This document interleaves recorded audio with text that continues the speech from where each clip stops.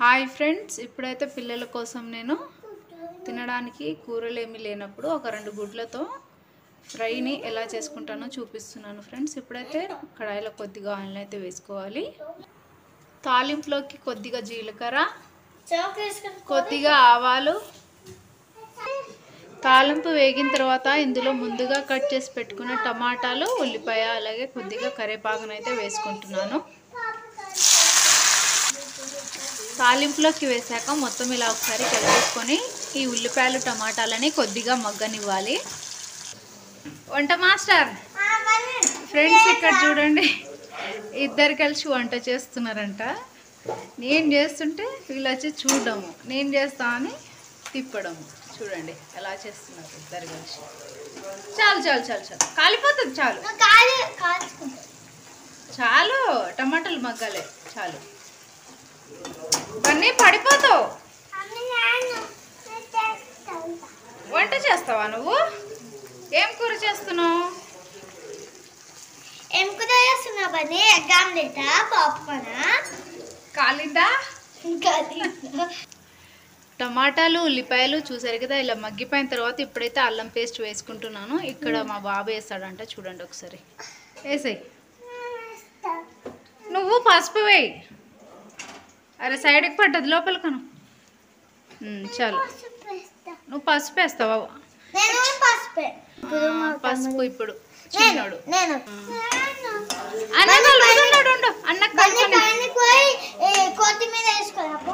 నువ్వేంది వంట చేస్తావా? ఏ వంట మాస్టర్? హాయ్. ఇక్కడ మనం అల్లం పేస్ట్ వేసిన తర్వాత కొంచెం పచ్చిగా లేకుండా మగ్గనివ్వాలి. ఇలా మగ్గిన తర్వాత ఇందులో కొద్దిగా కారం వేస్తున్నాను. పిల్లల కోసం చేస్తున్నా కాబట్టి కారం అనేది ఎక్కువ వేసుకోవట్లేదు ఫ్రెండ్స్. ఇక్కడ ఈ డబ్బాలో కనిపిస్తుంది వచ్చేసి మసాలా పౌడర్ అనమాట. ఇది దేంట్లో మసాలా పౌడర్ నేను ఇంట్లో ప్రిపేర్ చేసుకున్నాను. ఇది చికెన్లకి ఏ కర్రీలకైనా వేసుకుంటాను. ఇది ఇప్పుడైతే కొద్దిగా తీసుకొని ఈ కూరలకైతే వేస్తున్నాను. చూడండి, వేసే. చాలు. ఇప్పుడైతే మసాలా అంతా కూడా మనం ఒకసారి కలుపుకోవాలి. ఇలా కలిపేసిన తర్వాత ఇందులో కొద్దిగా ఉప్పు, అలాగే నిమ్మకాయ రసంని పిండుకోవాలి. ఇప్పుడైతే రుచికి సరిపడా ఉప్పు వేస్తున్నాను. మావాడు నిమ్మకాయ పిండుతాడు, చూడండి. పిండు బిట. వంట చేయమంటే చాలు, వచ్చి చేసుడు తక్కువ, సతాయించుడు ఎక్కువ. ఎట్లుంటుంది వీళ్ళతో వంట అంటే. చూడు, నిమ్మకాయ పిండనికి రాదు కానీ వంట చేస్తాడంట. చాలులే, ఎక్కువ పులుపు ఉండొద్దు, కొంచెం చాలు. వద్దొద్దు, చాలు. ఇప్పుడు మొత్తం ఇట్లా కలిపేసుకోవాలి. చాలు.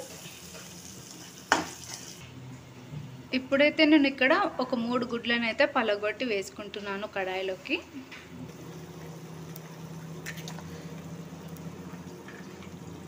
ఒక ఫోన్లో వీడియో తీసుకుంటూ, ఒక చేతితో ఫోన్తో వీడియో తీస్తున్నాను, ఇంకో చేతితో ఇలా పలగొట్టి వేసుకునేసరికి కొంచెం ఇబ్బందిగా ఉంది. కొంచెం అడ్జస్ట్ చేసుకోండి,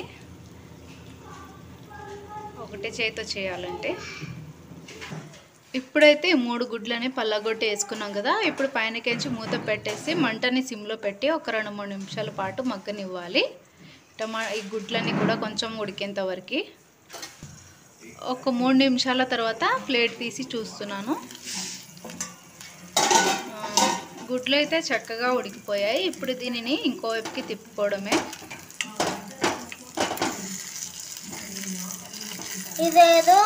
మనకి మంచిగా పెద్ద సైజు పిజ్జా ఉంటుంది కదా, ఆ విధంగా అయితే ఇది పర్ఫెక్ట్గా కింద ఉడికిపోయింది. ఇప్పుడైతే దీనిని నేను ఇంకోవైపుకి తిప్పుకుంటున్నాను.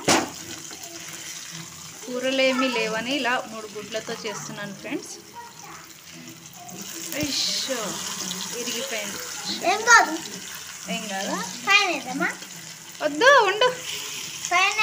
కొత్తిమీర తర్వాత వేద్దాము, ఇప్పుడే కాదు. ఇప్పుడు ఇంకోవైపు తిప్పేసిన తర్వాత ఇంకొంచెం సేపు మగ్గనివ్వండి. ఇలా మగ్గిన తర్వాత ఇలా చిన్న చిన్న పీసులుగా మనకి నచ్చిన సైజులో కట్ చేసుకుంటే సరిపోతుంది. ఇలా నేను కొన్ని చిన్న చిన్న ముక్కలుగా కట్ చేస్తున్నాను.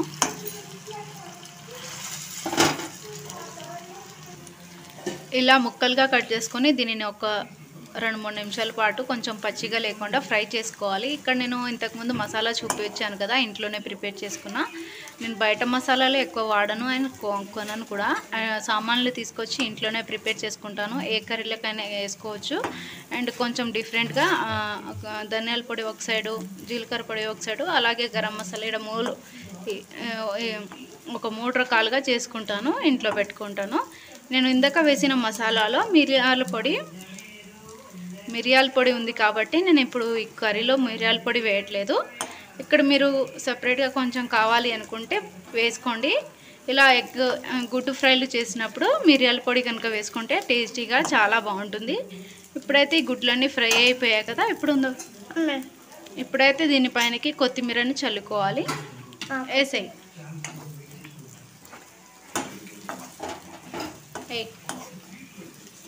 చాలు, అంతే. చాలా సింపుల్గా, మనకి ఎక్కువ టైం కూడా పట్టదు. ఒక 5 నిమిషాల్లో ఇదైతే రెడీ అయిపోతుంది. ఒక 5 నుంచి 7 నిమిషాలు అంతే. ఇలా ఈ విధంగా గుడ్డుతో కనుక చేసుకుంటే ఈ రెసిపీని ఏమంటారంటే ఎగ్ బుర్జీ అని అంటారు. ఇలా మనం చిన్న చిన్న పీసులుగా అయినా కట్ చేసుకోవచ్చు. ఇప్పుడైతే ఇది రెడీ అయిపోయింది. ఇప్పుడైతే నేను మా పిల్లలకి రైస్లో వేసుకొని తినిపిస్తాను. టేస్ట్ కూడా చాలా బాగుంటుంది. ఇక్కడ మీరు వెల్లిపాయలకు ఉంటే మాత్రం లాస్ట్లో ఒక 4-5 వెల్లిపాయలను దంచి వేసుకొని ఒక 2 నిమిషాల పాటు ఫ్రై చేసుకుంటే టేస్ట్ అనేది చాలా బాగుంటుంది వెల్లిపాయ ఫ్లేవర్లో. ఇప్పుడైతే ఇది రెడీ అయిపోయింది ఫ్రెండ్స్. కర్రీ అయితే రెడీ అయిపోయింది. ఇప్పుడైతే నేను దీనిని కూరలోకి వేసుకొని పిల్లల్ని తినిపిస్తాను. చూడండి వాళ్ళు ఎట్లా వచ్చింది టేస్ట్ అనేది చెప్తారు. నేను ప్లేట్లో కాకుండా ఇలా ఒక చిన్న గిన్నెలోనే తినిపిస్తాను పిల్లలకి. ఇద్దరికి తినిపిస్తాను, ఉండండి కలిపేసి. ఉత్తిది వద్దు, రైస్తో పెడతాను. కొంచెం తినచుడు, గుడ్డుతోనే. టేస్ట్ ఎట్లుందో చెప్పాలి, సరేనా? బాగుందా? సూపర్ ఉందా టేస్ట్? ఎవరు చేసిర్రు? నానే బన్నీ. నిన్న వీడియో పెట్టాను కదా పిల్లల గురించి, ఒకటి ఫోన్ ఎక్కువగా చూడకుండా ఉండాలంటే ఇలా పిల్లలకి బొమ్మలతో డైవర్ట్ చేయాలని. సో ఇన్ని విధాలుగా మేము బొమ్మల్ని తీసుకొచ్చి వాళ్ళకి పెట్టాము. వీటితో ఆడుకుంటూ వాళ్ళు తినేస్తారు. అండ్ హోంవర్క్ చేసే టైంలో ఈ బొమ్మల్ని పక్కన పెట్టేసి రాసుకుంటారు. దాంట్లో నేను ఎతుకుతాను, అది బుల్లెట్, నేను ఎతుకుతాను. నువ్వు తిను, ఫస్ట్ తిను.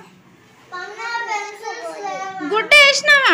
ఇగో గుడ్డు చూడు, గుడ్డ వేసే తినిపిస్తున్నా, వేయకుండా ఏం తినిపిను. చెప్పు ఎట్లుంది? సూపరా? నువ్వే కదా చేసింది? అవునా?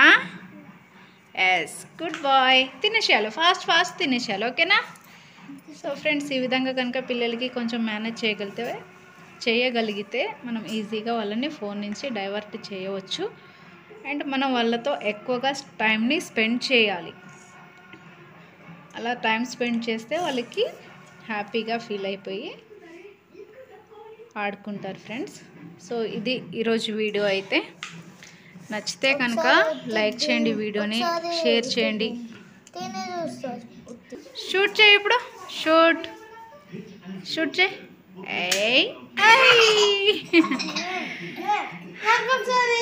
ఈరోజుకి ఇదండి వీడియో ఫ్రెండ్స్. ఈ వీడియో కొంచెం సైలెంట్గా ఉండండి. వీడియో నచ్చితే లైక్, షేర్ అండ్ సబ్స్క్రైబ్ చేసి పక్కనే ఉన్న బెల్ ఐకాన్ అయితే క్లిక్ చేయండి ఫ్రెండ్స్. అలాగే మీ సపోర్ట్ అండ్ లవ్ ఎప్పటికీ మాకు ఉండాలని కోరుకుంటున్నాము. Thanks for watching.